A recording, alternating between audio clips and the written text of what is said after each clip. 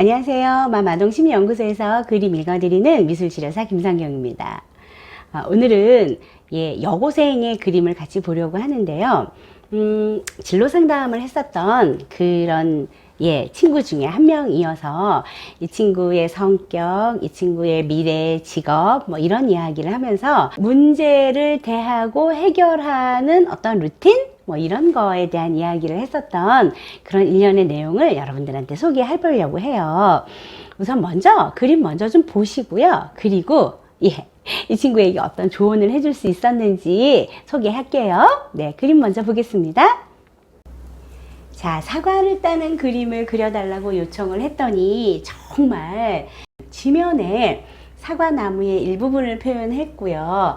아주 커다란 사과들이 주렁주렁 열려있는 그런 그림을 표현을 했는데, 자, 사과 따는 모습 한번 볼까요? 그리고 저 사과 따는 사람은 남자고요. 러닝을 입고 있다고 얘기를 하고 있어요.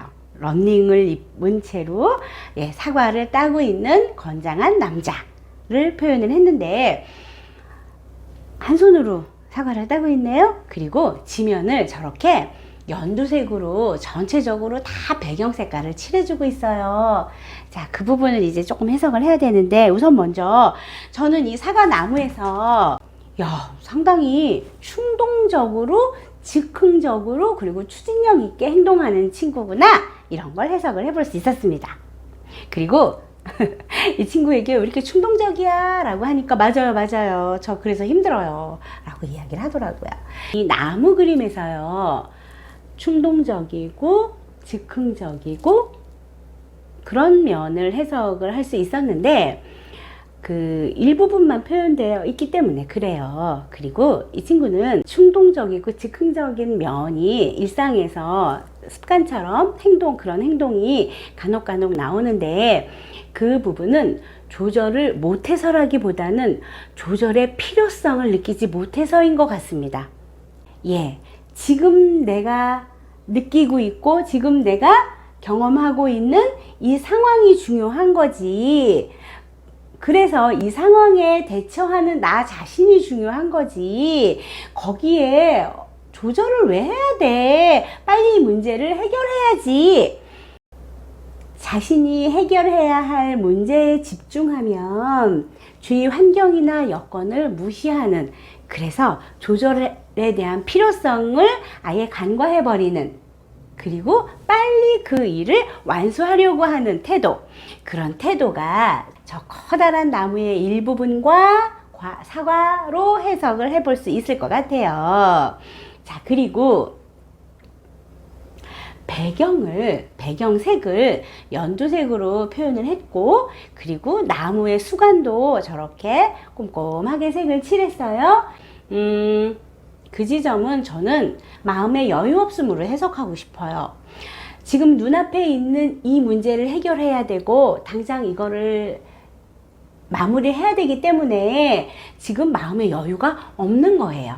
이 친구는 자기가 가고자 하는 목표, 자기가 지금 원하는 욕구, 이거를 달성하기 위해서 최선을 다하는 면은 있는데, 그런데 마음의 여유 없이 매진하는 그런 성격이 아닌가 하는 거 해석이 되져요. 그래서 역시나 이 친구의 문제 해결 방법에서 그러면 어떤 문제점이 있을까? 무엇을 조금 보완하면 완벽해질 수 있을까? 뭐 이런 것들을 여러분들에게 조금 조언해 볼게요. 자, 이 친구는 조절의 능력이 없다기보다는 조절의 필요성을 간과하는 친구인 것 같아요. 그러면 어떤 문제가 생길 수 있냐면, 다른 사람들과의 상호작용에서 나 혼자 직진하면 상호작용에 불협화음이 생길 그런 개연성이 높아요. 이 친구는 문제의 포인트, 내가 해야 할 목표의 정확한 지점, 이런 거를 정확하게 알고 행동하는 친구라고 해석이 되져요. 그런데 마음의 여유가 없어요. 왜 마음의 여유가 없냐면, 주위 여건, 환경, 배경, 이런 거, 상황, 이런 거에 대한 고려 없이 딱 그 문제만 바라보는 그런 예, 좁은 시야를 그림에 표현하고 있어요. 그 좁은 시야는 어떤 장단점이 있을까요? 네, 자세히는 보겠지만, 예, 크게는 못 보겠죠. 세밀한 지점까지 헤아릴 수 있겠지만, 조화는 놓칠 수 있겠죠. 제가 그림 해석하는 내용에서 조절의 필요성을 이 친구는 간과하는 것 같습니다 라고 말씀을 드렸어요. 자, 조절의 필요성을 간과하는 부분이 일상에서 어떻게 표현되냐면 조화를 중요하게 생각하지 않아요. 조화라고 하는 거. 분명히 처리해야 되는 일도 있지만 세상에는 전체적인 조화를 통해서 그라데이션적인 처리가 필요한 일도 있다라고 하는 걸 이 친구에게 전달해 주고 싶었습니다. 문제 해결 능력, 문제를 바라보는 시각에서 나는 앞으로 어떤 태도를 조금 더 함양해야 되는지까지도 이야기를 하는 그런 시간이었습니다. 오늘은 문제를 바라보는 시각과 문제를 해결하는 방법에서 조금은 조화로운, 정확한 정답은 아니더라도 조화로운 해석, 조화로운 해결책을 찾을 수 있는 여유로움에 대한 이야기를 했습니다. 그림 안에 표현된 아쉬움이었어요.